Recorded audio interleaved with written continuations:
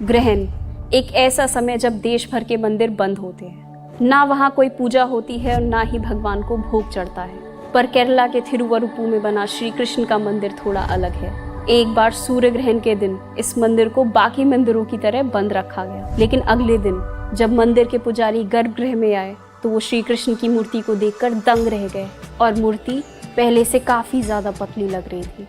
मीनाचिल नदी के किनारे बसा ये मंदिर अपने सुंदर आर्किटेक्चर और यहाँ मनाए जाने वाले फेस्टिवल्स के लिए जाना जाता है। पर इस मंदिर की सबसे खास बात है यहाँ पर स्थापित श्री कृष्ण की मूर्ति। सूर्य ग्रहण के दिन घटी इस घटना से सब हैरान रह गए थे। उस समय आदि शंकराचार्य जो मंदिर में दर्शन करने आए थे, उन्होंने बताया कि श्री कृष्ण को पूरे एक दिन तक भूखा रखने के कारण ऐसा हुआ और इसीलिए तब से इस मंदिर में हर दिन समय पर भोग लगाया जाता है, भले ही सूर्य ग्रहण हो या चंद्र ग्रहण। ये इकलौता ऐसा मंदिर है जहाँ सबसे पहला भोग रात 3 बजे चढ़ाया जाता है और भगवान को सही समय पर भोग लगाने के लिए मंदिर के दरवाजे रात 2 बजे खोले जाते हैं और इसीलिए यहाँ के पुजारी मंदिर की चाबियों के साथ हाथ में हथौड़ा लेकर जाते हैं, ताकि अगर कभी गलती से भी चाबी से दरवाज़ा ना खुले तो वो तुरंत हथौड़े से ताला तोड़कर अंदर जा सके। श्री कृष्ण की ये मूर्ति भगवान के उस रूप को दर्शाती है जिसमें उन्होंने कंस का वध किया था।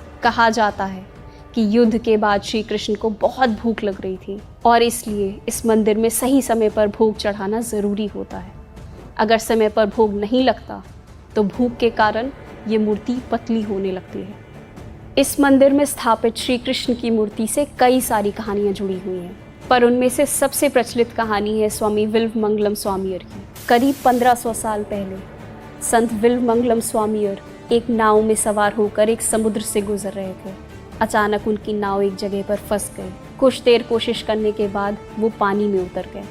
तब अचानक उस जगह का सारा पानी सूख गया और उन्हें दिखी श्री कृष्ण की एक 5 फीट लंबी मूर्ति।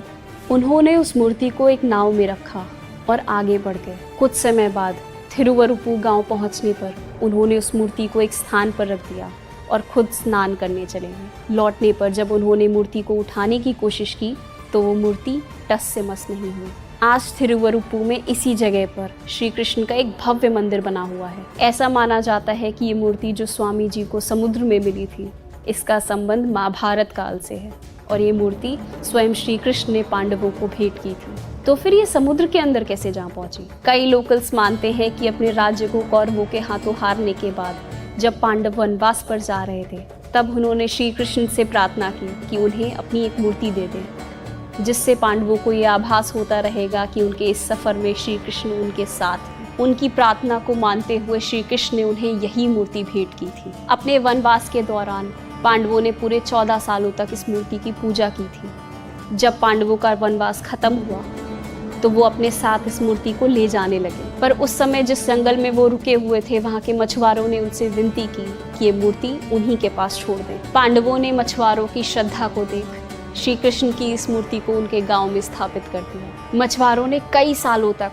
इस मूर्ति की पूजा की, पर अचानक उन पर बहुत से संकट आने लगे। कई संकटों को झेलने के बाद वो अपनी समस्या को लेकर एक साधु जी के पास पहुंचे। तब साधु जी ने उनसे कहा कि वो श्री कृष्ण की पूजा ढंग से नहीं कर पा रहे हैं, इसलिए उन्हें इस मूर्ति को विसर्जित कर देना चाहिए। मछुआरों ने ठीक वैसा ही किया। कई सालों तक श्री कृष्ण की मूर्ति पानी में डूबी रही और फिर यही मूर्ति सालों बाद स्वामी विल्वमंगलम स्वामियर को समुद्र में मिली। थिरुवरुपुर कृष्ण मंदिर भारत के कुछ ऐसे मंदिरों में से एक है जिनसे जुड़ी बातें हमें आज भी हैरान कर देती हैं।